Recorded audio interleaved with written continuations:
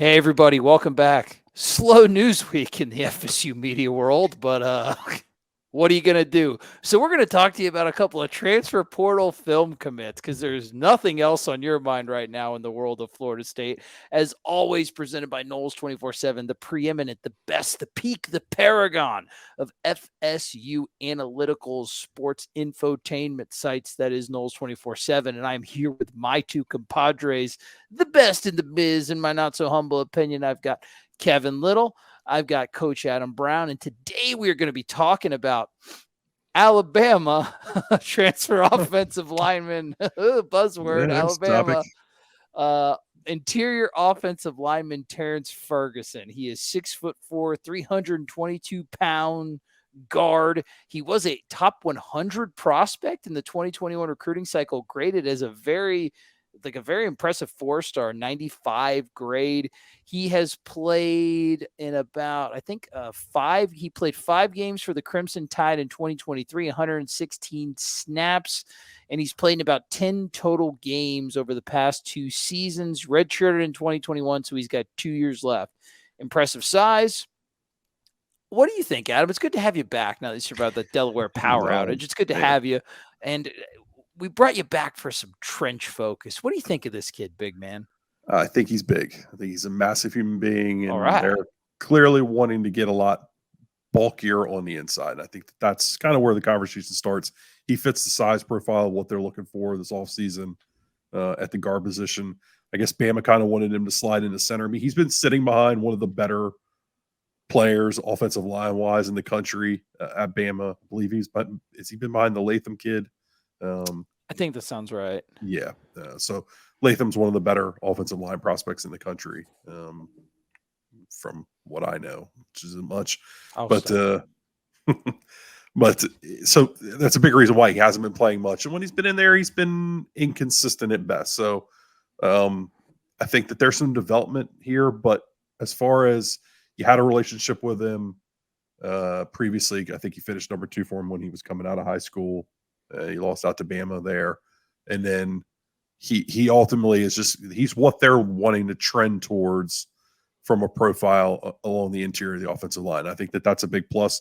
You got him, I believe, for 2 years. So you can get him in this year, sort of like Keandre Jones, get him in the fold. And then maybe for that second year, he becomes an even higher level prospect for you. Similar PFF grades, too, as far as the splits from the run and the pass block. I think he was a slightly better, I forget which one he was better at, but he's a better pass blocker. Yeah, he's a better pass blocker, but his grades were eerily similar to Keandre Jones. So that would be interesting. It's funny, we talked about in our previous videos with Jalen Lucas, Malik Benson, how you could tell that they wanted to add speed on the outside to this offense. You can tell with DJ Uiagalelei at quarterback and that power running game, that big old effective runner. It sounds like you can clearly tell they want to add size on the inside, which is always an important place to have it. Kev, anything about this kid particular catch your eye before we get into the film? I'm with you. It's size, and then there's some potential there to unlock. Yeah, it's kind of interesting. We'll see it more with the film, and I'm sure I'll talk about it more, but he moves well. I think he's got good agility. It's the drive. It's the run blocking that you might see him. You rarely see him kind of winning battles, pushing guys downfield. I mean, but he's got good enough feet and he's big enough to get in the way. So I'd be interested to see, man, because I thought Florida State, not that they had a hole at guard because they had 2 experienced guys with Casey Roddick and Demetri Emanuel, but I think that they can upgrade there. Like this is an interesting player to be able to mold a little bit. Yeah, so he's left guard in all these clips. He's number 69. So he started at the USF game. This is the game he got the most snaps by far. So we got 1/2 a play for him. So let's go ahead and see. A nail biter. So when Bama had made a change at quarterback, so don't be shocked that Jalen Milroe's not in there. What do we see there, Adam? Watch it again here. Yeah, he's working up the second level. Nothing shows in his gap. He works the second level. I mean, you want to, I don't know. I'm going to maybe a little upright. I want this to, a little upright, but it's fine. But he's a little high at contact there. Like, and you want to just see, hey, let's play through that whistle. Like, but not every offensive lineman does that, so it's not the end of the world. Just he does a nice job there. Yeah, that was a good pass, bro. Yep. Yeah, he picks up his guy, and Yeah. the tackle whiffs. Yeah. All right, here he is again. Here he Yeah, whiffs. we're kind Yeah, of blocking. We're blocking nobody here. It looks like some confusion there. Who's supposed to block, the tackle or the guard? I've seen confusion from it, and this is what's going to happen when you got a guy that hasn't started a lot of games working in, especially at the beginning of the season. This is their third game of last year. There is a little bit of hesitation on what he's supposed to do, right? Yep. And Bama was kind of going through it at this point of the season. Like, I'm not sure what was going on. They were trying to figure out who they were at quarterback. They weren't really effectively moving the ball, running wise. Or he looks a little lungy here. Mm-hmm. Yeah, he kind of loses his feet. Yeah. He's kind of not expecting this outside move, I think, so he's not kind of setting his feet like a tackle would have to. Yeah. And they're essentially making him play tackle here with this pulling tackle. Yeah. He's got to set that edge. He's got to drop step. Yeah, okay recovery to give the quarterback just enough time. But I'm with you. It looks a little. It just the timing and positioning looks off. That's a solid block. Bad. Yeah. Yeah, his best run blocking tends to be when he almost looks like he's pass setting. He just kind of catches this guy. But you can get away with that in some zone scheme stuff, not having to down block and push. I'd like to see him pull. I don't know how much counter Bama runs, if any at all. I think we'll get a clip of him pulling once or twice here. Usually it's more like a pin and pull scheme where he's pulling to the outside. See his athleticism here. It's a nice drop. Yeah, this is actually probably his best play so far. So he sees this inside move. His eyes expect a guy to replace that guy. And he does, and he's there to pick it up. The feet are pretty good, don't you think, Adam? Like, I think he moves pretty well. Yeah, he looks athletic enough. And I think that was a calling card for him coming out of high school, too, if I recall correctly. Yeah, that's good. That's physical. Nice. He does a nice job anchoring here.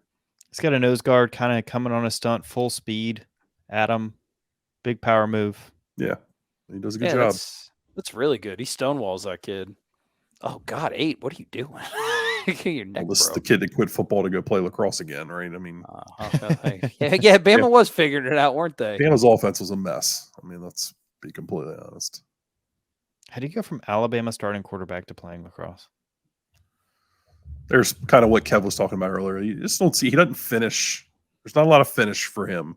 Like when he gets on guys, it's a nice job. He doesn't. I mean, he's got a pretty simple block here, but he holds them up. Advantageous angle for him as well. Yeah, there's him. Absolutely. There's there's that kind of pin and pull I was talking about. Yeah, so nice athletic, but I don't know what the back's doing there. Yeah, his feet move well. He's got a decent first step for as big as he is. He he kind of falls off of it. Yeah, you want to see him kind of just finish those blocks, drive that guy. Yeah. Maybe he looks good in pass pro, but maybe a more assertive punch too, right? Like delivering the blow. He seems very comfortable absorbing and anchoring. And I think his head hits the ball here. Oh no, the defender. You lineman. Oh, the athleticism seems to check out. I mean, he's a big boy, obviously. I think you need to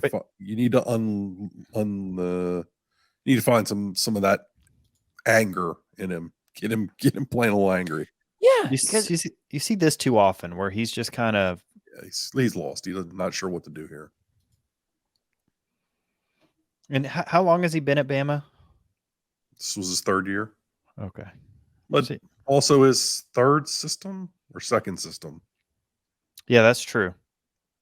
Yeah, there's a lot going on here. So, here's an outside zone. He does a good job punching back, trying to work up, but he doesn't quite get there. Stays attached long enough. Yeah, it does a nice job staying attached, and then he doesn't. I don't know if he gets confused on which backer to take there or not, but they had a lot of trouble with double teams, if we recall correctly, on outside zone this year. So it's nice to see that he handles that beginning portion well. It seemed like good communication between the two. I do think he's more of a zone blocker than a true gap guy, which is interesting. Yeah, extremely. Yeah, he's got the movement for it, for sure. He's got good potential. This guy could be a good vertical pass game It's a little better. blocking interior Yeah. offensive lineman because he's just got to give DJ enough time to fire off some of those deep routes, and he's good at that. He holds up well in pass blocking. That's a Well, nice the way play. you're building your offense, you're looking more like a team that's probably going to be a little bit more zone based or quarterback power. I think they're going to do more duo, more inside zone, try to be more of a vertical run game, try to get the ball going downfield and open up those outside passes. Just And stuff like that. that kind of makes some sense here. So here he is. Again, good. You've kind of got some max protect going on here. But he does a good job shifting his feet, a gap over, picking this guy up, getting in front of him, anchoring down. Yeah, not giving up a ton of pressure up the interior here with a big anchor like that guy, like T-Ferg. No, he holds up well. He's much more comfortable in pass pro sets, right? Like you can tell. Like I don't know where the hell he is on this one. He's left guard, but it's hard to see. A great 6.5 miles away. Holy smokes. Yeah, they were having a rain delay in this game and it messed up the cameras. They blow that. They bring more than you can block there. Yeah. That was kind of on the quarterback for not setting that protection. Again, hard to see. You can see him kind of peeping out there, looking at this second level guy. Let's see if he gets on second level. Oh, that's better. Yeah. Like to see him overtake it though, but he gets a hat on a hat. Just it's that little extra, right? Yeah, I think he seems to lack positioning on some of these blocks, especially some of the second level ones, which issue from last year.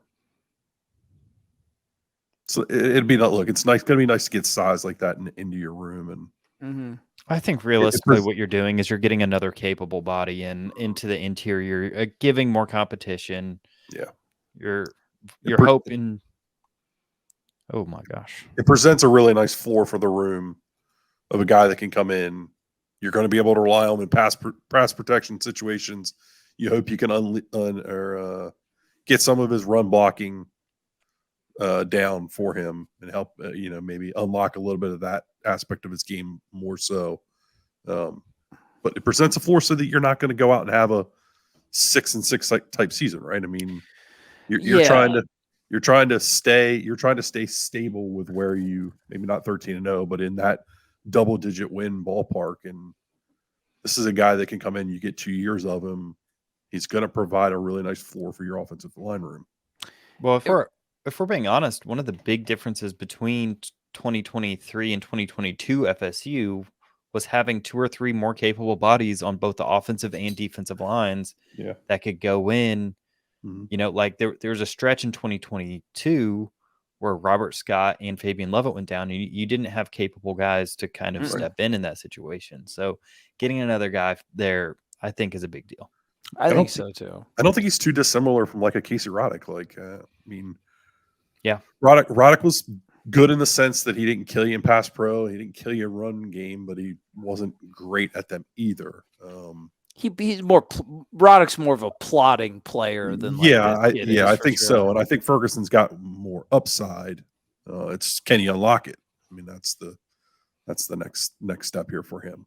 Yeah, it reminds me of the Lucas take and the fact that like there's a lot of potential there to utilize his physical tools, but even if you don't, what he brings you as a kick returner. So that it won't be a total whiff no matter if the worst case scenario happens. And to me, that kind of reminds me of this kid.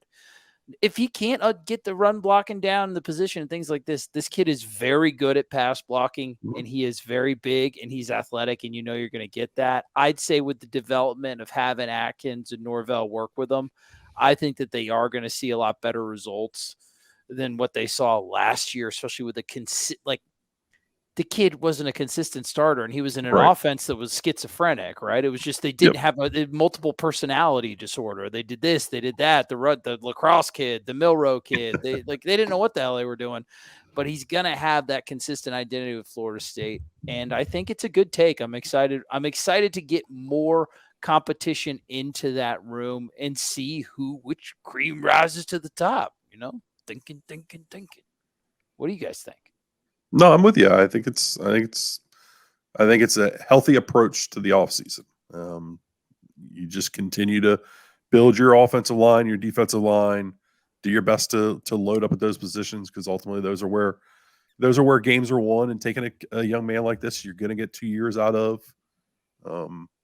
You're still with your offensive line, you're still trying to make up for those early years with COVID and when the program was down, that you're trying to bring older bodies in that are going to be able to kind of fill some of those voids for you when you weren't able to recruit higher level guys during those seasons. So you're plugging those guys in now, getting those in, recruiting on the back end out of the high school ranks, and getting young, talented, size bodies into your room.